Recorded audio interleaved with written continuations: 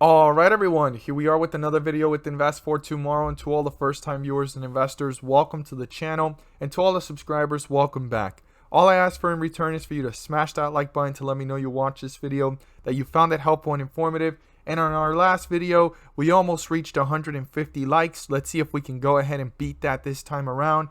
And all I ask for you guys is to stay tuned towards the end of this video as well, because you don't want to miss the ticker symbol we're about to talk about. It's one that Cathie Wood has been adding on to as the correction started, right? When the S&P 500 index was pulling back and all the stocks were falling since the middle of February, especially back here around February 24th, 25th, and things started to fall. And I'm using CTRM as an example, but things started to fall. And as it was falling, Cathie Wood and ARK Invest have been loading up on this company. So stay tuned for all the information. It's in the 3D printing space, and it's a SPAC merger that has not happened yet. So she's taking a bet on this SPAC before even the merger is confirmed. Very interesting. Stay tuned for all of that. So here we are with CTRM, and CTRM hit a low here of 64 cents. We've talked about it, 64.65, give or take. You want to keep that in mind in the back of your head and have it written down somewhere, or put a line on your charts so that you are aware that that's the lowest that we've seen since the run up, and the lowest that we've seen since this consolidation back at the beginning of February before the run up to almost $2. Now, a lot of investors are expecting Castor Maritime over time to reach anywhere from $3 to $5, or probably finally break through the $2 mark and consolidate somewhere up there.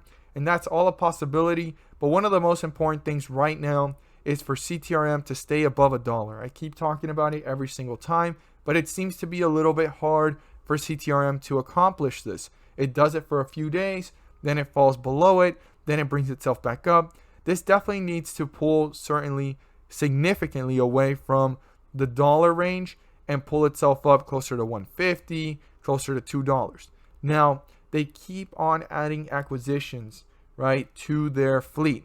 Now, a lot of people are saying, well, they already have 11 in their fleet. They already have 14 in their fleet. You know, I thought they only had 8 based off of the article that I read and the CEO was talking about. I'm not sure. If you guys want to go ahead and comment down below the correct number that's in the CTRM fleet. I thought 14 was the goal, and that's what I read when the CEO talked about it. Literally from his words, quote unquote, he said, the goal is to reach 14 in total in our fleet. And right now, I'm glad to announce the 8th one, or the 8th addition to the fleet that was just recently added a few days ago. I think that's definitely going to hold up the stock pretty well. But no matter how many acquisitions are happening, this is having trouble staying up above $1. Now, there is something very positive, which we're going to look into in just a moment. But I want us to talk about our new support and resistance. And then we're going to talk about something important about CTRM, why I believe it could become a profitable business. As long as it stays above $1, we could see this probably reach $3 to $5 in the long term. So here we are with our new resistance and our new supports. And let's go ahead and move them over. We're going to look at this a little bit narrow and then a little bit spread out. So the 50-day moving average is 98 cents, right? To be exact, it's 98.77. I just go ahead and flat out say 98 cents, which is a bit above where it's sitting right now, which is 97.50. But if you want to get it to the T, 98.77 is the 50-day moving average. Anything below it is bearish. Anything above it is bullish. So we're in tug-of-war zone here, and the bulls managed to slightly get above it, and then they got pulled down by the bears. So our support level is 97.12. If 97.12 gets broken through, the next support I would look at would be down here as a midway point, and that's 94 cents. And that's a nice midway point between this support and the next support down here of 90 cents. So I would use that point right there of 94 cents to see what's going on if the bulls try to reappear, or are the bears tearing it down.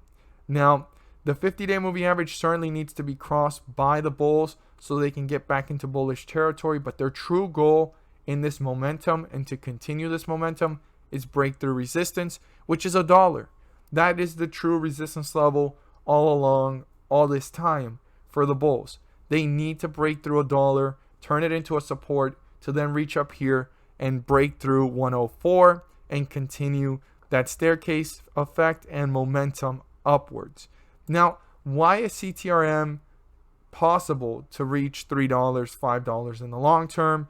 And what is making them seem like an opportunity? Well, they're expanding, which is one thing. They have goals to expand, and they have a lot more to add to their fleet if they haven't reached the 14 number. I thought they haven't. A lot of investors are telling me down below that they have 11 already on the fleet, that they already have 14 on the fleet. And the CEO in the last article I talked about, and when I went to the website, you only see 8 of them to the fleet, and they just added one more. So I look forward to seeing everybody's thoughts on that down below. But what is making CTRM interesting and potential wise as a penny stock is the fact that it's been profitable since 2018. 2019 was profitable, and then 2020 was a little bit hard for them, and you could see how they ended the quarter of 2019 pretty profitable, and then 2020 just kind of got a little hard for them. And that was just overall the market, things going on in the world, the pandemic. But I think they were going to get out of this one stronger than ever. In 2021, 2022, this can turn around and become a very profitable business, especially with the expansion that they've had. They had a lot less in their fleet at this time. If you think about it, they had a lot less ships. Now they have more tankers and bulk, right? Dry bulk carriers, and they're going to be able to produce more revenue, more net income. So I'm excited for this company long term, but it needs to stay above $1 before the NASDAQ comes after it and actually gives it a hard time, or probably could even delist it. So we're going to have to see how this does moving forward, but keep in mind these resistance and supports to watch closely, but this definitely needs to break through $1. As always, guys, if you found this video helpful and informative, please do so and subscribe. Don't forget to click on the bell to turn on all notifications and not miss a single video that I post. Share this with your friends and community, and don't forget to hit the like button to let me know you watch this video. It helps out the YouTube channel, and let's see if we can beat the previous video's likes, which was close to 150 likes. Stay tuned till the end because I have a ticker symbol you won't want to miss. Welcome back, everyone, to another video here with Invest for Tomorrow. And to all the first-time viewers and investors, welcome to the channel. And to all the subscribers, welcome back. All I ask for in return is for you to smash that like button to let me know you watched this video, that you found it helpful and informative, and that you learned something new. So here we are with the website to one of the companies that ARK Invest has been buying as the dip of the correction had recently started. All the way to this point, they've been loading up. We're going to look at their position, how much it's grown. I caught it on the first date that they started buying, and as it continued to go lower, they just kept on adding more, and as it's starting to kind of recover and rebalance itself, they just keep on adding more.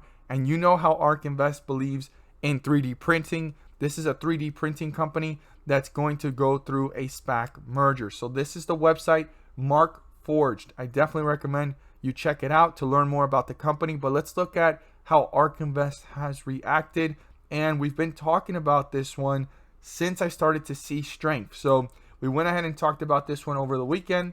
And I stated over at the Patreon that A1, this is a SPAC merger that has been pulling down due to the market conditions in the last month, but picked up steam recently. The merger has not been finalized, and it should switch from A1 to MKFG sometime close to the beginning of the summer once the merger is finalized. So it's still in the process. It's not even guaranteed.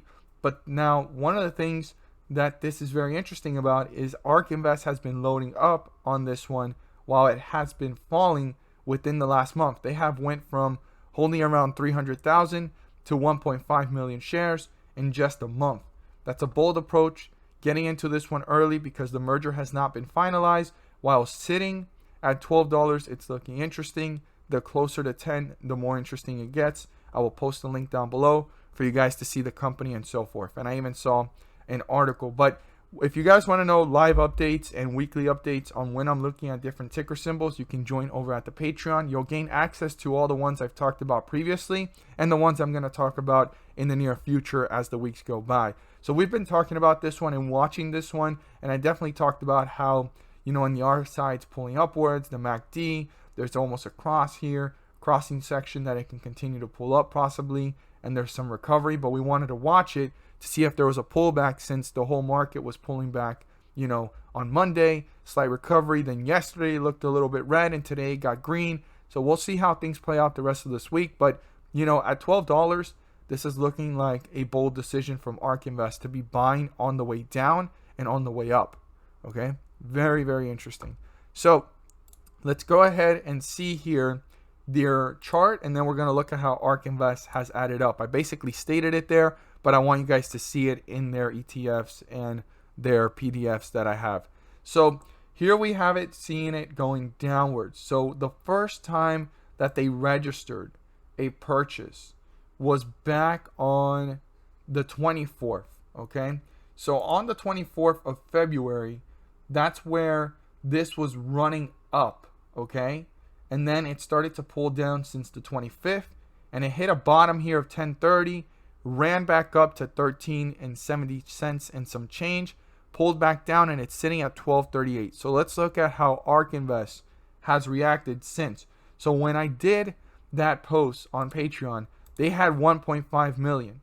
Let's see if they've actually gone up a little bit, and that's going to tell you how bold they are about this, because even when it's pulling back, if they're buying more, that's pretty big. So here's on the 24th, and you can see A1 right here, 208,917 shares. That was on the 24th of February in RQ. So let's go ahead and pull up the 16th, which was yesterday, right, of March, RQ, and we're going to look for A1. So A1's right here, and they have 1.6 million. 1,600,174 shares. They're being bold. When I posted it on Patreon, they had 1.5, and that was over the weekend. So A1 is definitely going to be maybe number 2 NNDM. That's the way I'm seeing it. That's how bold they're being about it. And I feel like they don't want to miss out on this, because they probably feel like they've missed out like on other ones that have grown tremendously, that are like DD. When it comes to the 3D printing space, like this one right here, I think it is, yeah, 3D systems. You know, this one ran up all the way up to a peak here of $50 and some change from the lows down here of $11, and it pulled back, and I haven't really seen them do much about this, but I feel like they're not worried about this one. They're like, you know what, that one already grew. I want to catch the ones that are down here with the potential to go up here and stay up there, right? That's really what they're looking for. So A1 is definitely looking like an opportunity, and this is definitely one you want to keep on your watch list and do more due diligence on. So definitely go to their website to see more about them. But man, 3D printing is looking like the future for real. If we haven't accepted it yet, you know, those are some of the plays that are going to be growth sectors in the future, and they're going to change the way things are done, you know, systematically like we know it. I mean, it's just incredible what a 3D printer can create while no one's around. It can just do it. So it's going to make things of manufacturing and everything a lot more, I guess, smoother, hopefully, without any supervision, and it's just going to allow things to be produced. And then this has a little bit of a tie-up with raw materials needed to print. So it's just wild how raw materials and 3D printing is going to be innovative in changing the game to everything that we know. And that's part of the market. I mean, the market is always ever changing. There's always new innovation. And while you don't want to accept certain things, it's probably the time to accept it, especially when you see institutional investors being bold. I definitely look into other institutional investors if they're buying into this one before the merger. That would be interesting as well. But I believe that, you know, for, you know, the track record of NNDM in ARK Invest portfolio and growing through all these offerings in the pullback and running back up, and how bold Cathie Wood is on 3D printing, and she's going into this one before the merger, I mean, that says a lot. I look forward to seeing your guys' thoughts down below and how you feel about this one, but definitely one to add to your watch list. As always, guys, thank you guys so much for watching, and let's make some money.